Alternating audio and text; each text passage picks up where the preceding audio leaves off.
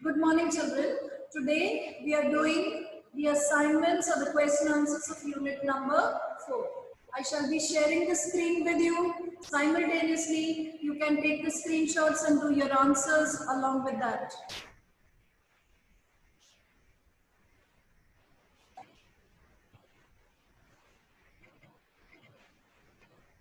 Okay, let's begin with the first chapter of unit 4, that is the diary of Annie Frank. These are some of the questions which are in between the chapter. So we need to do them as well. What makes writing in a diary a strange experience for Annie Frank? Writing in a diary was a strange experience for Annie Frank as she never had a diary, and it was a gift on her 13th birthday. She considered it her best friend on which she relied the most and with whom she shared all her ups and downs. Why does Annie want to keep a diary? Annie always feels lonely and distressed. So, to get off all the burden and pain, she wants to keep a diary in which she finds a true friend.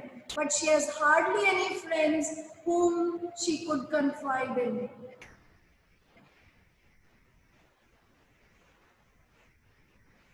Why did Annie think she could confide more in her diary than in people? Annie felt that paper had more patience than people to listen to her plight. So it was easier for her to write all kind of thoughts which she had in her mind. Her personal diary was not meant for anyone else to read. Why does Annie provide a brief sketch of her life? By providing the brief sketch of her life, Annie wants to give an overview of her family, relatives, and her age. This helps the reader to develop a connection with the author. Okay? Children, this word can be pronounced as an even. The proper nouns, some of the names, whichever way you pronounce it, could be Annie, it could be Anne. Okay? What tells you that Annie believed or loved her grandmother? Annie lived with her grandmother for some time while her parents settled down in Holland. She was very close to her grandmother. She writes in her own diary, "No one knows how often I think of her and still love her." On her 13th birthday, by lighting up one candle for grandmother, she shows her love for her.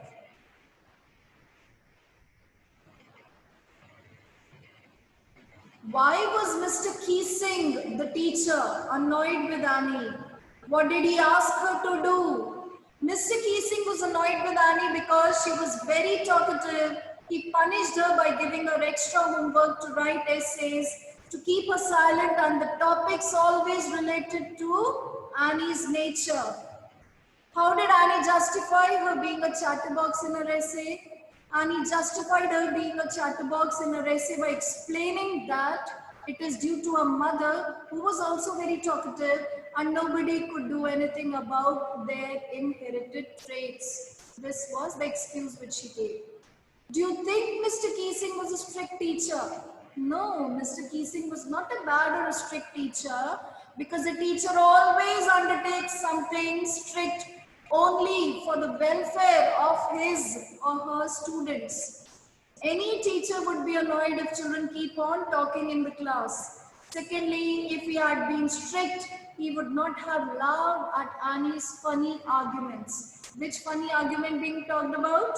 That she said that she had inherited this trait of being so talkative from her mother, and she couldn't do anything for something which she had inherited. Okay? What made Mr. Keesing allow Annie to talk in class? Annie's last essay in the form of a poem showed Mr. Keesing the lighter side of a naughty child.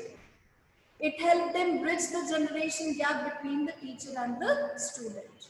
Okay? Now here onwards begin the detailed questions which are given at the back of the chapter.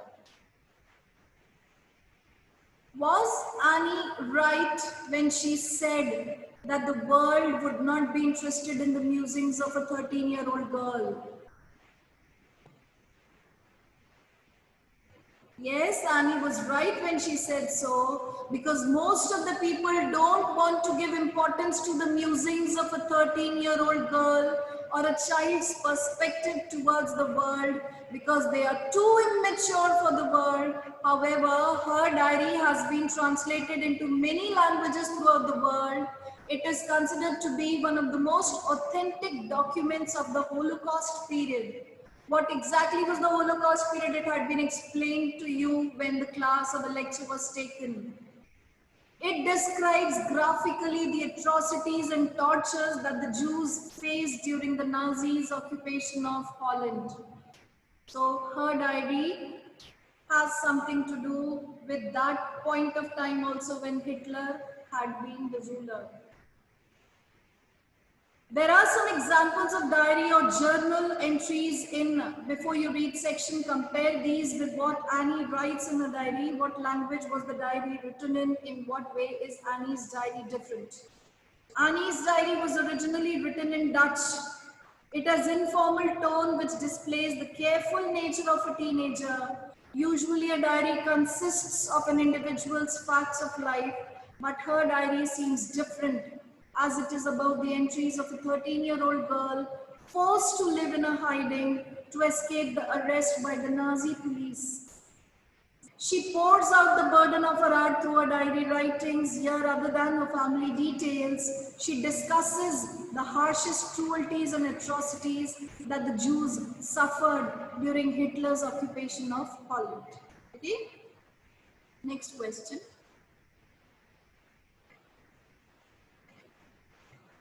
Why does Annie need to give a brief sketch about her family? Does she treat Kitty? Kitty was the name of her diary. An outsider or an insider? Annie gave an introduction of her family in the diary because it was hard to make anyone realize that a 13 years old teenager could write about her own loneliness. Moreover, they would be able to understand her musings in a better way when she gives an introduction of her family. Kitty was an outsider which was gifted by her parents on her 13th birthday, but she considered it her best friend and treated it later as an insider because Annie confided everything in Kitty and got all kinds of things off her heart through those writings in the diary.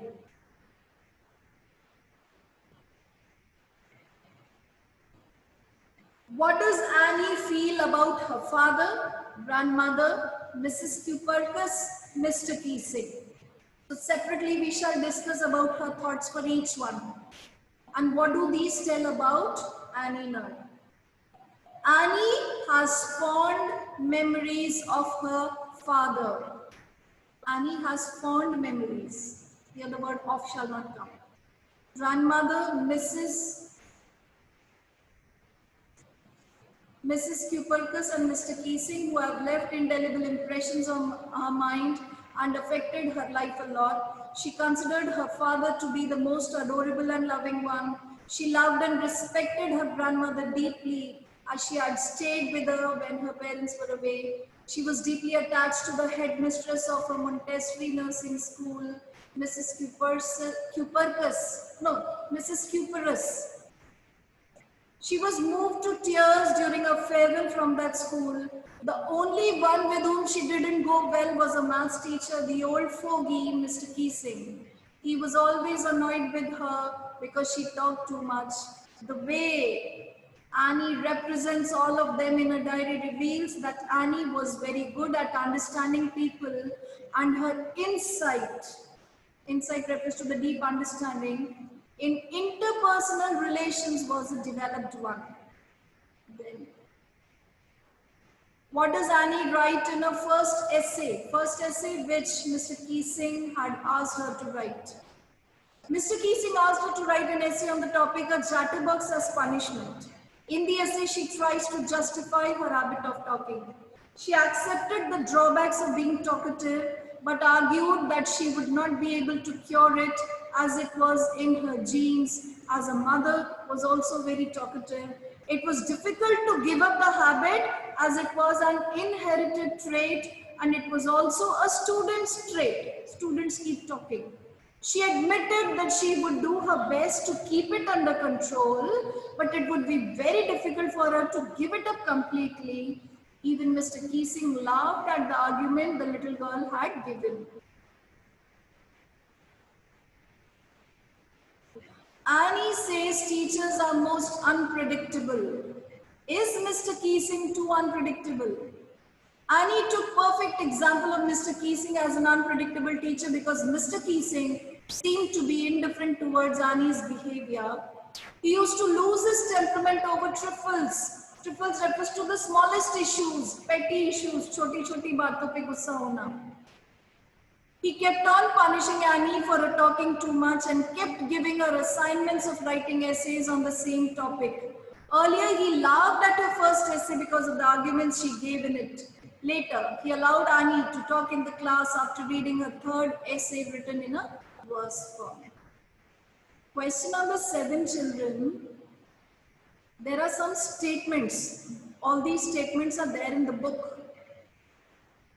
These statements are given, and through each statement, the author wishes to know that which character, which quality of Annie is revealed through this particular statement. Okay, so 5 statements are given, and according to the 5 statements, some qualities of Annie are described. So the first one, questions are already there in the book. First one says that she was a reserved girl who could not confide in with her so-called friends. She had many friends in the class, but she couldn't share everything with her friends.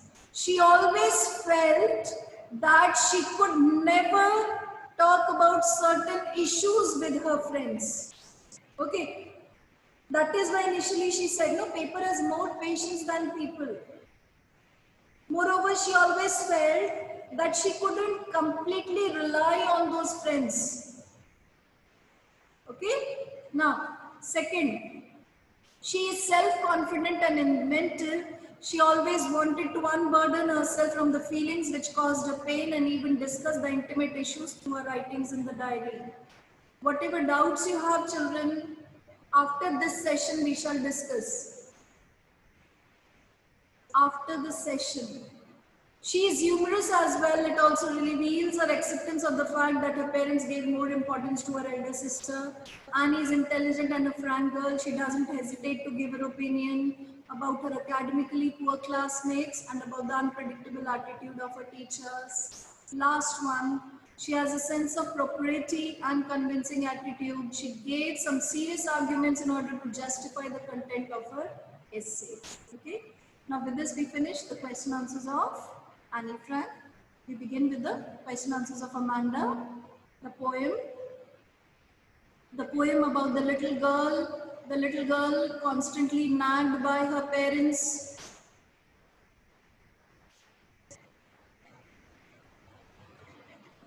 Constantly nagged by her parents, and for once she wishes to be a mermaid, then she wishes to be an orphan, and finally she wishes to be a Rapunzel. Okay, so what makes her feel all these things is given in the poem. Amanda. How old do you think Amanda is, and how do you know this? Amanda seems to be a teenage school-going girl. She is being scolded for things typical for that particular age. It's her mother. Please correct it. Her mother asks her not to eat chocolates or she may develop acne on her face. Her parents are trying to inculcate in her good manners and etiquettes. Amanda is very innocent and immature. She is very imaginative. She loves to live in her imaginary world of dreams, as teenagers usually like to be so. Who do you think throughout the poem is speaking to her? One of her parents is speaking to her. Most probably it is a mother. In a traditional household, mother is held responsible for the conduct and etiquettes of a child. In this case also, the range of instructions suggests that the speaker is Amanda's mother. Why are stanzas 2, 4 and 6 are given in parentheses? Parenthesis refers to the brackets or the inverted commas separate from the usual verse of the poem. Stanza 2, 4 and 6 are given in parentheses because they reflect the inner thoughts of Amanda. They can be taken as the reaction of the child for the constant instructions which were given by her mother in stanza 1, 3 and 5. Here, there is an alternate sequence of scolding of the mother and corresponding reaction or the expressions of the child's inner thoughts, wherein she wishes to be in a dreamy world. She imagines herself to be a mermaid, an orphan, and Rapunzel. That is why these three stanzas are given in parentheses, because they tell the readers about her inner thoughts. Okay. Who is the speaker in stanza 2, 4 and 6? And do you think the speaker is listening to the speakers of stanza 1, 3, 5 and 7? Speakers of the stanza 2, 4 and 6 is the child Amanda. No, she is not paying any attention to her mother's instructions of stanza 1, 3 and 5 because the girl is lost in a world of her own. Her imagination provides her an escape from the sorry reality. Sorry reality here is the bitter reality. The line, "Will you please look at me when I'm speaking to you, Amanda?" proves the statement. What could Amanda do if she were a mermaid? Amanda wishes to be a mermaid so she could carelessly move along on a languid emerald sea and be the sole inhabitant of the island there. She just wishes to be carried away by the green sea waves slowly and gradually and roam around blissfully. Amanda longs for a place where she is all by herself, as her happiness is not dependent on any other human being. Hence, she desires to be a mermaid because for a child, mermaid is a symbol of freedom and wonder.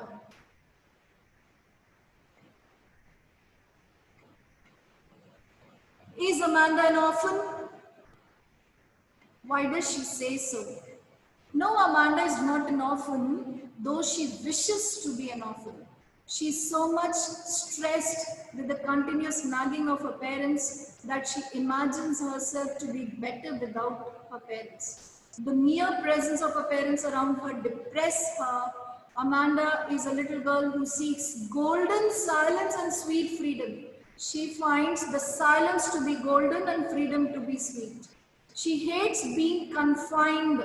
Here the word is confined in the house and wishes to roam around streets freely and draw patterns with her bare feet. Indeed, it is horribly depressing for the readers to know that Amanda expects being an orphan. Okay. Now, do you know the story of Rapunzel? Why does she wish to be a Rapunzel? Quickly, we are finishing with it. Rapunzel's story revolves around her life on a tower. She was a beautiful fairy who was made to live on a high tower by a witch.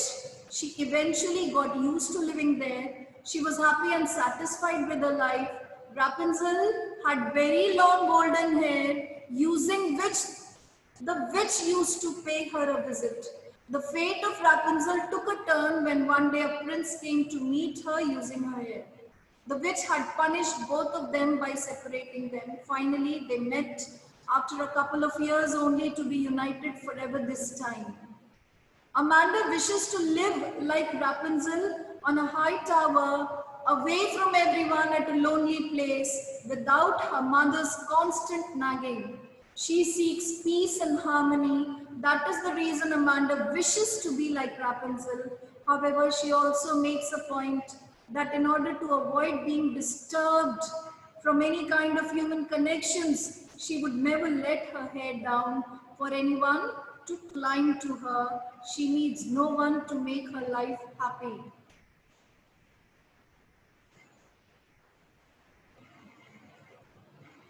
What does the girl yearn for? Yearn is the craving or the desire. What does this poem tell you about Amanda? Amanda values freedom as the greatest virtue in this world. She yearns for freedom and space for herself. She hates to receive instructions from her mother and wishes to be given a chance to lead her own kind of life rather than being asked again and again what to do and what not to do. She is incapable to fulfill the expectations of her parents. Amanda is no less than a symbol for all the children who face similar fate.